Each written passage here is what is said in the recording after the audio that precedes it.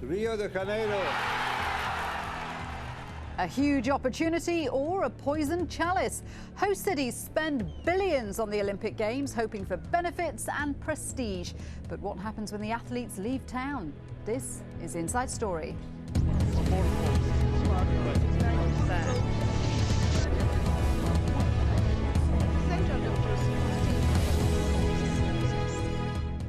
Hello and welcome to the programme. I'm Shuli Ghosh. Rio de Janeiro will host the 2016 Olympics, making Brazil the first South American country to host the Games. Brazilian President Lula da Silva said his country was finally getting its opportunity to make history. Chegou nossa hora. Our hour has come.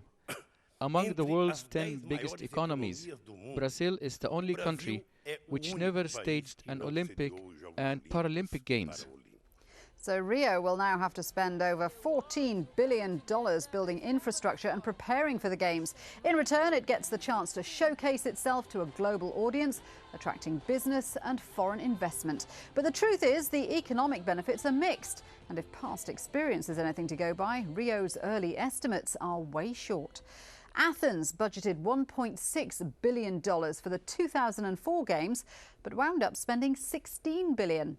4 years later, Beijing budgeted the same amount, $1.6 billion, yet spent an enormous $40 billion. London is due to host the next Games in 2012. Its budget has already spiralled from $8 billion to $19 billion and counting. Worse, economists say while London itself will benefit financially by up to $6 billion, the rest of the country would lose $4 billion as money was sucked into the capital. So let's discuss these issues. A warm welcome to our guests. In Copenhagen, Leonardo Grina, spokesperson for the Brazilian 2016 Olympic Games Organising Committee. In Johannesburg, Rick Makondo, Chief Communications Officer of the 2010 World Cup in South Africa.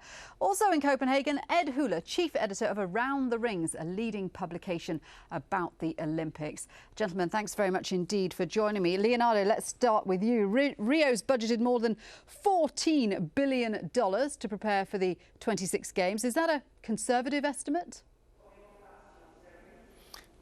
What we've done is exactly what was your introduction. We looked into the past events, the past Games, and even London, and we saw that there was a big gap between what city have put in their bid and what was the real budget afterwards. So we decided to go into a totally honest and transparent budget. And we were fortunate enough to have organized recently the Pan American Games, which helped us a lot on building our budget. So we are very confident that this number will be a solid number. We won't have surprises, not us, nor our citizens, because we're not putting any tax on our citizens. That sounds like a very, very sensible approach. Surely Rio is going to be trying to outdo all previous Olympics, including that amazing opening ceremony from Beijing. Yes, absolutely. We have our very special way of producing parties and celebrations. You may be sure that we will do something very, very special for the Olympic movement.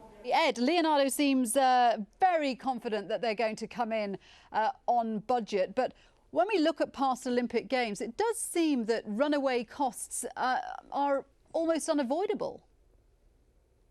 Well, there are two budgets to look at. There's the budget that's used to actually stage the Games. That's run by the organizing committee. And history has shown that those budgets generally are pretty stable and don't suffer any inflation. What you have is, though, governments deciding to add on projects to plans for the Olympics, new roads or expanded infrastructure, taking advantage of the impetus, what the Olympics can provide to a city in the way of a stimulus. And that's often where we get the budget increases. It's not so much often to do with the Olympic Games, it's more to do with the dreams, the aspirations of the government, of the city that's hosting the Olympic Games to try to take as much advantage as they can of this opportunity. And who ends up paying for that? Well, often it is the taxpayers. I know Leonardo is saying there's no tax that's going to be imposed upon people in Rio de Janeiro or Brazil, But the fact of the matter is, if this money comes out of the public treasury, one way or another, the public does have to foot some of the bill. In London, for example, ratepayers there in London, in the City of London, are paying, I think, 75 pence a year, something like that, and to they're help very contribute upset about that, their aren't they? share. Well, they're a little bit unhappy, but I think on whole, we've gotten the feeling that Londoners are with a stiff upper lip taking these costs in stride. Rick, I know South Africa is the first African country to host the World Cup. What are you spending in the run-up to that? We're spending about $76 billion, which is equivalent to 760 billion rands in South African terms. But again, I think I just want to support what my colleague has just said, that usually it's the accompanying projects which cost more. For example, we have one new airport in Durban. We also have the other 3 airports being refurbished at some costs. And then, of course, we have new roads and also have roads being widened. That actually comes with more cost. But the entire tournament is scheduled to cost us about $76 billion, which is equivalent to 760,000 rands. I mean, 760 billion rands. But and how all much in all, I think this is money well spent. Well, I was going to ask you, how much will ordinary South Africans benefit from that? Oh, a lot. I mean, on the contrary, I told you about those projects, including the airport in Durban and the refurbishment of the roads and the building of the 6 new stadia. Those alone actually have generated about 145,000 jobs. When you look at jobs which comes along with the ones which were created by the World Cup itself, it actually goes as far as 450,000 jobs. So at the time when the economies of the world are suffering, the South African economy has been boosted by actually preparations for the World Cup. OK, well, let's take a look at some of the past experiences of host cities and find out who were the winners and losers. Well, Montreal is widely regarded as the biggest loser, with huge debts of $960 million. It took taxpayers 30 years to pay that off. The Athens Olympics of 2004 cost Greece about $16 billion. Its people are still footing that bill. The first city to actually make money from the Olympics was Los Angeles in 1984. It made $200 million of first profits in 50 years of games. And the Barcelona Games are held up as the model Olympics. The city's image has been transformed and a generation of Spanish children have been inspired by sport. Ed, Montreal sounds like a right disaster. That must put huge fear into anyone organising future Olympics. Well, it does. Montreal, though, gets kind of a bad rap. That $900 million figure that you mentioned is the cost overruns that were associated with their Olympic stadium, not with the actual costs of the games. Still, any city, any country hosting the Olympics doesn't want to get stuck with an expensive white elephant that's going to take 30 years to pay off. And that's a problem, isn't it? I mean, the ones in Athens, draining the country's economy. And you've got Athens, Sydney's Olympic Park was abandoned for a long time. Why is that? Well, it's because they don't give enough thought to what's going to happen after the Olympics to these venues. I'd say Athens in particular. The government went on this spending spree 3 or 4 years before the games. They created this roof over the stadium that added about $100 million to the project, and it was a very complex architectural project as well, but they wanted something distinctive, something left behind from the Olympics that everybody could look and say, wow, we built this for the Olympics. Trouble is, it's not getting used to its full capacity, and this is something that future organizers are really taking a good hard look at to make sure what they create for the Olympics is going to go on and live for years beyond. I think Rio de Janeiro, though, is a very good example of using legacy, leveraging their legacy. They had the 2007 Pan American Games, and with that has come new venues that will be used for the 2016 Olympics. I'm sure Leo will be very happy to talk to you about that. Is that right, Leo? Have you got a business plan for what happens to Rio's venues after all these major sporting events? Yes, absolutely. In our case, what we've done is that for every construction that will be required for the games, we went through a feasibility study to make sure that this venue, this construction, will be required by the city or will be profitable by itself on the future after the games. Specifically on the examples that Ed just raised, is exactly that. We built for the Pan American Games. We're using them as part of our training center, the Olympic Training Center. That was one that we needed so much before, and now it's going to be used for the Olympics. We don't have to build a new track and field stadium. It's there already. Shooting center, question center, in everything. In every case where we didn't find a good feasibility, the feasibility study didn't show a very good use of the venue, we just decided to go on a temporary venue. It's interesting that the IOC report complimented Rio on seeing the Games as an opportunity to use sport as a catalyst for social integration. Are we going to see a very different Rio in terms of those poverty-stricken areas that we've heard so much about? Absolutely. This is a key important element of our project, is that this social integration, this social legacy of our project. In fact, there are many works being already done to improve the conditions of these underprivileged communities that we have so many in Rio de Janeiro. This is a program, an ongoing program, but bringing the games have allowed us to accelerate those programs. So now we'll have more money coming from the federal government, and there are more political will to make it move forward and faster. Rick, is that also going to be the case in Johannesburg? Because obviously South Africa has huge poverty problems. The country's in recession. Crime and security are also high on the agenda. Do you think that hosting an event as huge as the World Cup is going to have an impact on that? Of course it will. I think, let me just go back and said, before we're about to host this games, what we did a feasibility study also, what we call a sustainability study, and we asked the host cities to tell us how they're going to use the infrastructure after the games, and all of them came out with some business cases which are going to be beneficial. For example, in our case, we are very fortunate because South Africa has a lot of sporting codes. For example, most of our stadiums will be used by rugby, which is also one of the biggest sporting codes in the country. And then, of course, we have athletics. We also have cricket, who can use some of our stadiums. So there is a study in each of the cities to actually make sure that the legacy remains. When it comes to social integration, yes, we proved this during the Confed Cup, on how a multiracial audience of people watched our games during the Confed Cup. And there's no actually game in the world or sporting code in the world which is a unifier than soccer. But the other thing to remember, by the way, about the cost is that the World Cup is the biggest of them all, and it's 31 days, 64 games. It's a really celebration of sport. So our costs are really minimized and are worth it. And we are confident that the money that our government is going to spend will be actually spent better.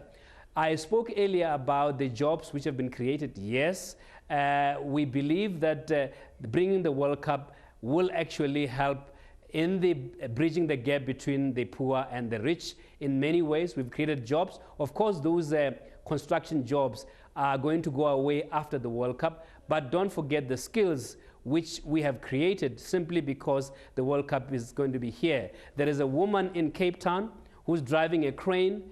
That's her first job, and she's driving this big machine to help build the stadium, and she's supporting 7 other people. So it's quite important to see that the World Cup itself has brought these kind of jobs and infrastructure, and which will remain. The airports will remain. Well, that's the question, isn't it? The roads will be wider and more open when you... Can those benefits actually be sustained? Ed, I saw you shaking your head while Rick was talking there. Well, the social legacy is always the toughest part to deliver. Very easy to build stadiums, very easy to provide jobs, to provide training for people. But in the case of South Africa, in the case of Rio de Janeiro, we're talking about very large populations of poor people, and it's going to take generations to make effective change, to make wholesale change. I'm not discouraging these projects from having a social agenda, but it is very difficult, I think, to change years and years of neglect and problems in a 4-year time or a 7-year period of time and make everything better. I think these major sport events are an important step for these cities, for these countries in their development, and I just wish them really good luck and manage your expectations. Don't expect for these events to cure everything. In fact, your view there, Ed, is backed up by The Economist's views. Brad Humphreys, who is a professor of the economics of gaming at the University of Alberta, says once the games leave town, there often isn't much to celebrate. Host countries nearly always experience a drop in GDP growth in the year after the games. Leonardo, that could be Brazil in 2017. I don't think so, because the strength of the Brazilian economy is so powerful now that the impact of the games in our GDP is a small fraction of it. We have a GDP now around yearly around almost $2 trillion. So spending $14 billion along 7 years, that means approximately $2 billion a year, is almost nothing, has no major impact in our GDP. So you're not worried that Rio might benefit, but Brazil as a whole will have to cope with debt? So you're not worried by that scenario? Yes, Rio de Janeiro will definitely be a beneficiary of these investments that we need, the city needs now. And we are undergoing a major renovation and improvement and development in the city of Rio de Janeiro. And this, bringing these games will accelerate this and brings a lot of political will to make this happen. But there will be... I don't want to be a killjoy, but let me just read you some more research. In 2006, research from Queen's University in Canada into the cost of hosting an Olympic Games concluded the economic benefits aren't nearly as large as assumed. It said when combined with the risks inherent in costs of public works projects, the expected overall net benefit of hosting an Olympic Games is substantially negative. Ed, it sounds like a bit of a downer, but is that, in your experience, the case? I think every city that's hosted the games in my memory that I've been experienced with since the late 1980s has generally had a very positive experience from the Olympic Games. The Olympics may have come and gone, and, well, things are pretty quiet after the games go, and the party has moved on. But the cities gain physical legacy from it. They do. Better airports, better roads, especially in the case of Rio de Janeiro. Of the 4 cities that were bidding for the 2016 Olympics, I think Rio de Janeiro, alone among those 4 cities, the group included Tokyo, Madrid, and Chicago. Of those 4 cities, Rio is clearly going to be the city, the candidate that benefits most from the Olympic Games by the changes it will produce, the improvements that it will bring to a city. Rick, I know that the World Cup is the biggest sporting event in the world. It's got 6 times as many global TV viewers as the Olympics. How do you extend that interest beyond 2010? Well, I mean, in many ways. For example, he just mentioned the benefits that come from the infrastructural development. In our case, for example, the fact that we're going to have better roads, better airports, means that there will be more tourists. And more tourists, of course, bring new jobs. But in many ways, I think the infrastructure is a legacy that will live for many years, which will be used by many ways. When you visit a country, you don't want to be stuck in a lot of traffic jams. But in South Africa, after the World Cup, the traffic will be flowing. You want to arrive at a better and efficient airport. That will be the case in South Africa. Ed's not convinced by this legacy stuff. Well, what are you thinking, Ed? Well, what I'm thinking is that they're preparing themselves for one of their legacies could be a bid for the 2020 Olympics. He's talking about smooth flowing traffic, better infrastructure. Those are all the things the World Cup is going to bring to South Africa. And I wouldn't be surprised to have them inspired to go on and make a bid for the first Olympics from Africa on the back of a successful World Cup, if indeed it is next year. Because isn't part of this an element of proving that an African nation can do this, or a South American nation can do this? I mean, there are intangible benefits as well as the tangible ones, isn't there? Yes, there are. Yes, there are. And I think this is going to be a great one for South Africa to use, Rick. Rick, go ahead. And I just wanted to say that, yes, it's true. I mean, we have hosted many, about 145 international events, and the only one that we will not have hosted by next year will be the Olympics. So what's wrong in us actually bidding to host the Olympics in 2020? I think it will be very good for us. Olympics are the last event that we have not hosted. We have done so with the Cricket World Cup, the Rugby World Cup, and all of them actually brought the nation together. And by the way, also we are doing it on behalf of the African continent. There will be a lot of competition in the African continent to emulate what South Africa has done, and this will be good for the economy of the continent itself.